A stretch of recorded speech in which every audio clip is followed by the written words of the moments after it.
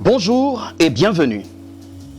Pour la dernière série de cette première saison, je suis poussé à partager avec vous des idées que le Seigneur m'a inspirées à propos d'une recommandation. Une recommandation curieuse que Jésus a faite à Simon-Pierre.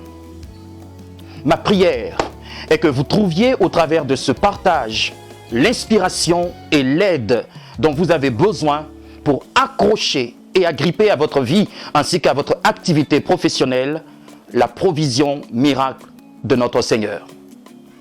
Même si par le passé, nous avons fait des erreurs et commis de graves fautes, je crois fermement et de toutes mes forces que Dieu ne nous a pas placés dans ce monde pour que nous y soyons des objets de scandale. Loin de là. Nous sommes envoyés par Christ afin d'être des modèles dans tous les domaines de cette vie. C'est pour cette raison que Dieu tient à ce que vous et moi soyons responsables et non irresponsables. Dieu veut que nous soyons sages et non fous. Il désire que nous soyons compétents et non incompétents. Il veut que nous soyons capables et non incapables.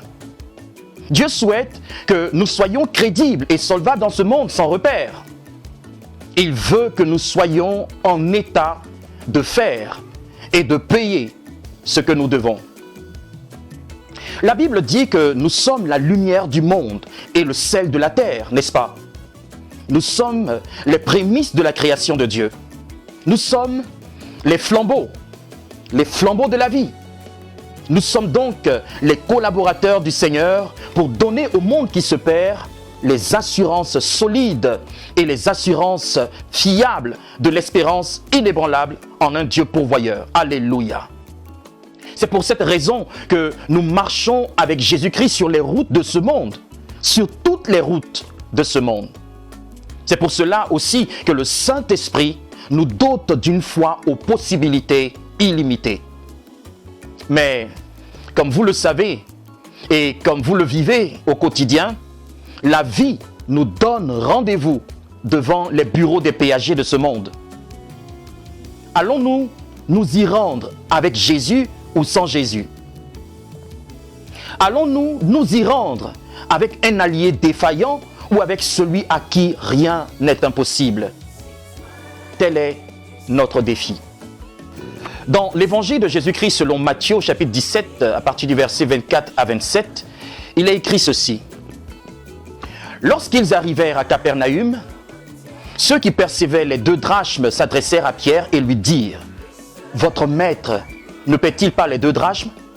« Oui, dit-il. » Et quand il fut entré dans la maison, Jésus le prévint et dit « Que t'en semble, Simon ? Les rois de la terre, de qui perçoivent-ils des tributs ou des impôts? De leurs fils ou des étrangers? » Verset 26, il lui dit des étrangers. Et Jésus lui répondit, les fils en sont donc exempts. Mais pour ne pas les scandaliser, va à la mer, jette la maison et tire le premier poisson qui viendra. Ouvre-lui la bouche et tu trouveras un statère. Prends-le et donne-le leur pour moi et pour toi. Alléluia. Ce merveilleux texte, chers amis, que nous trouvons dans la Bible, bien sûr, a pour titre « Jésus paie l'impôt du temple ». On y voit le modèle de l'attitude que devrait avoir tout croyant devant les devoirs civiques, comme par exemple le paiement des taxes et le paiement des impôts. La pertinente question que les péagers ont faite à Simon-Pierre retentit jusque de nos jours. Votre maître ne paie-t-il pas les 2 drachmes? En d'autres termes, votre Seigneur, votre Jésus, ne paie-t-il pas les 2 drachmes? Eh bien, comme l'a fait Simon-Pierre, chaque génération de chrétiens et chaque chrétien, pris individuellement, doit apporter une réponse à cette question. Oui, nous avons tous l'impérieux devoir de formuler une réponse digne. Une réponse qui ne trahit pas l'image et l'honneur du Seigneur Jésus. Le Seigneur Jésus qui demeure le même hier, aujourd'hui et éternellement. Alléluia. Ils disent, votre maître ne paie-t-il pas les 2 drachmes? Face à cette question directe, Simon-Pierre a choisi de rassurer les percepteurs d'impôts. Il va leur dire, sans douter, que le maître, son maître, notre maître, paie les 2 drachmes. Il va leur donner une réponse tout aussi simple que directe, mais une réponse de grande confiance, une réponse de grande foi qui débouche sur le miracle que Jésus réserve à tous ceux et celles qui ont bien sûr la foi. Simon-Pierre dit, oui. Alléluia. Les 2 drachmes en question étaient en fait un impôt qui était perçu une fois par an de chaque homme âgé d'au moins 20 ans. Il équivalait à 2 jours de salaire et servait à l'entretien du temple. Quand on lit le livre d'Exode chapitre 30 à partir du verset 11 jusqu'au verset 14, nous découvrons qui est l'auteur et la source de cette imposition, donc de cette loi. Permettez que je lise le texte. La Bible dit, l'Éternel parla à Moïse et dit, lorsque tu compteras les enfants d'Israël pour en faire le dénombrement, chacun d'eux paiera à l'Éternel le rachat de sa personne, afin qu'il ne soit frappé d'aucune plaie lors de ce dénombrement. Voici ce que donneront tous ceux qui seront compris dans le dénombrement. Un demi-cycle, selon le cycle du sanctuaire, qui est de 20 guéras. Un demi-cycle sera le don prélevé pour l'Éternel. Tout homme compris dans le dénombrement, depuis l'âge de 20 ans et au-dessus, paiera le don prélevé pour l'Éternel. Alléluia. Je rappelle, c'est dans Exode chapitre 30 à partir du verset 11 jusqu'au verset 14. Chers amis, pourquoi Dieu avait inspiré une telle loi? Pourquoi avait-il ordonné que les choses soient ainsi? Eh bien, cette imposition était pour Dieu un moyen concret de faire de tout homme responsable en Israël un contribuable. Vous voyez, c'est une disposition qui faisait du citoyen juif un participant fidèle et engagé pour l'entretien du temple de Dieu et conséquemment du rayonnement de la gloire de Dieu dans la nation. Dans le 2e livre des Chroniques au chapitre 24, nous voyons plus précisément à quoi servaient les fonds recueillis. 2 Chroniques 24 à partir du verset 9 jusqu'au verset 14. Je lis. Et l'on publia dans Juda et dans Jérusalem qu'on apporta à l'Éternel l'impôt mis par Moïse, serviteur de l'Éternel, sur Israël dans le désert. Tous les chefs et tout le peuple s'en réjouirent. Et l'on apporta et jeta dans le coffre tout ce qu'on avait à payer. Quand c'était le moment où les Lévites, voyant qu'il y avait beaucoup d'argent dans le coffre, devraient le livrer aux inspecteurs royaux, le secrétaire du roi et le commissaire du souverain sacrificateur venaient vider le coffre.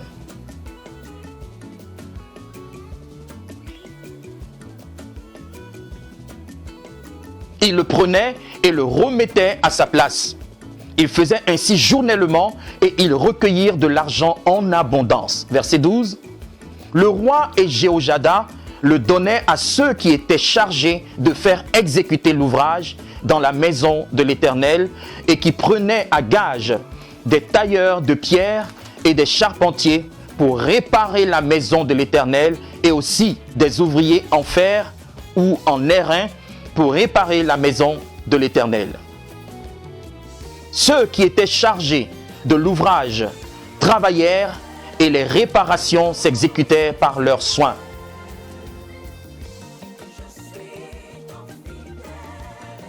Ils remirent en état la maison de Dieu et la consolidèrent. Verset 14.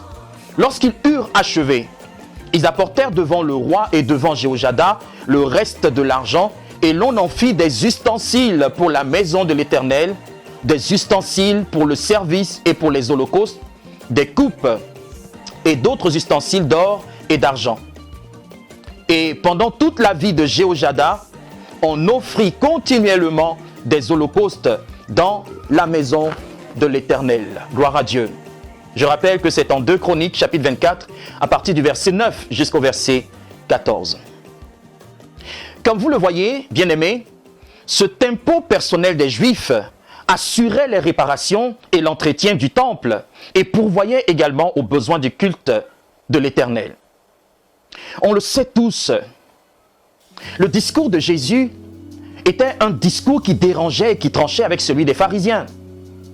Ce discours de vérité que Jésus tenait avait fini par susciter chez ces derniers de la jalousie.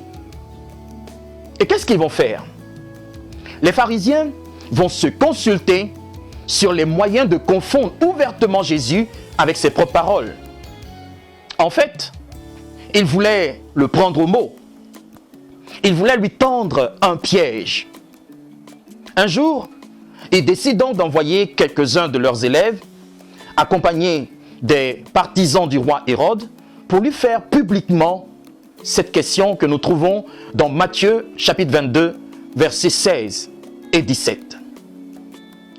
Ils envoyèrent auprès de lui leurs disciples avec les Hérodiens qui dirent: « Maître, nous savons que tu es vrai et que tu enseignes la voie de Dieu selon la vérité, sans t'inquiéter de personne, car tu ne regardes pas à l'apparence des hommes. Dis-nous donc ce qu'il t'en semble. Est-il permis ou non de payer le tribut à César? Est-il permis ou non de payer le tribut à César? » Cette question, à l'évidence, était embarrassante, très embarrassante. Car voyez-vous, une réponse affirmative aurait certainement blessé les sentiments religieux et le patriotisme des Juifs. Une réponse négative aurait justifié l'accusation de rébellion contre les autorités romaines. Alors, sans se dérober, le Seigneur Jésus va leur faire une réponse, mais là, une réponse des plus admirables. Une réponse qu'aucun chrétien ne devrait oublier. Il va leur dire: rendez donc à César ce qui est à César et à Dieu ce qui est à Dieu. Par cette merveilleuse réponse, le Fils de l'homme, donc Jésus, entendait faire comprendre aux Juifs qui l'écoutaient leur responsabilité de reconnaître et de satisfaire aux obligations et aux exigences de deux sphères différentes. Il s'agit, un, de la sphère de l'autorité civile et deux, de la sphère de l'autorité de l'Éternel. Voyez, tout bon Juif devait non seulement payer les taxes et les impôts exigés par la fiscalité en vigueur en Israël, mais il devait aussi s'acquitter de tout ce qui avait cours dans le temple du Dieu vivant. On ne peut donc rendre à César ce qui est à César et mépriser ce qui est dû à Dieu. On ne peut non plus rendre à Dieu ce qui est à Dieu et négliger ce qui est dû à César. Voyez, le croyant tel que le conçoit le Seigneur Jésus doit être irréprochable au regard des autorités civiles et au regard de l'autorité de Dieu. Le chrétien doit s'efforcer, il doit faire tout ce qui est en son pouvoir pour conjuguer son témoignage en tenant compte de ces deux sphères, donc de ces deux milieux. Les États du monde sont tous dotés d'un système plus ou moins rigoureux de contributions obligatoires prélevées sous forme d'impôts sur les personnes, sur les entreprises et sur les biens. Le recouvrement de ces fonds contribue notamment aux dépenses liées à l'éducation, à la défense, à la justice, aux infrastructures routières. En plus de cela, le système d'imposition n'est pas seulement pour l'État un moyen de se procurer des revenus. En fait, il constitue également l'instrument de base de la politique budgétaire. Avec le contrôle de la masse monétaire, la fiscalité est l'un des instruments mis à la disposition de l'État pour maintenir la stabilité de l'économie et pour influer sur la formation des prix, sur le taux de croissance du produit intérieur brut, donc le PIB, ainsi que le niveau de chômage. c'est certainement l'importance des impôts qui a fait dire ceci à un anonyme. Et si tout le monde s'arrangeait pour ne pas payer d'impôts, il n'y aurait plus de gendarmes, ni de lycées, ni d'hôpitaux, ni d'éboueurs, ni d'éclairage public, parce qu'il faut de l'argent à l'État ou à la ville pour entretenir tous ces services. Fin de citation. Chers amis, mon but dans ce partage n'est pas de faire un cours sur la fiscalité, ni sur tout ce que cela implique. Je n'en ai pas les compétences. Ce qui nous intéresse ici, c'est de trouver en Jésus les ressources, les moyens et la capacité d'être crédible et d'être fiable devant les postes de péage qui se dressent ici et là sur notre chemin. Comment le chrétien doit-il travailler et se comporter pour ne pas être en scandale au monde qui attend que nous lui payions ce que nous lui devons? Il est clair, chers bien-aimés, que nous avons tous rendez-vous avec les contrôleurs fiscaux et les collecteurs d'impôts. Mais nous avons aussi le devoir de payer nos factures de consommation d'eau, nos factures de CIE. Nous devons payer le loyer des maisons que nous occupons. Nous devons supporter les coûts des services publics que nous sollicitons, par exemple, pour nos soins, pour l'éducation de nos enfants, pour nos déplacements, etc., etc. Malheureusement, plusieurs parmi nous n'y parviennent pas. Ils n'arrivent pas à payer ce qu'ils doivent pour les nombreuses raisons que vous aurez facilité à deviner. Cette insolvabilité, quelle qu'en soit la cause, peut devenir, qu'on le veuille ou non, une occasion de scandale. Devant les bureaux des péagers, Jésus dit à Simon-Pierre ceci, écoutez bien, il dit, mais pour ne pas les scandaliser, va à la mer, jette la maison et tire le premier poisson qui viendra. Ouvre-lui la bouche et tu trouveras un statère. Prends-le, donne-le leur pour moi et pour toi. Vous voyez cela en Matthieu 17, verset 27. Chers amis, ces paroles du Maître contiennent 5 merveilleux préceptes qui, par la puissance du Saint-Esprit, nous rendront de plus en plus crédibles, de plus en plus fiables et de plus en plus solvables, non seulement devant les hommes, mais aussi et surtout devant Dieu. Les 5 idées, ou si vous voulez les 5 préceptes, sont les suivants. 1. Ne craignez pas de faire mouvement vers la mer, qui est ici symbole de ce qui est incertain et mouvant. 2.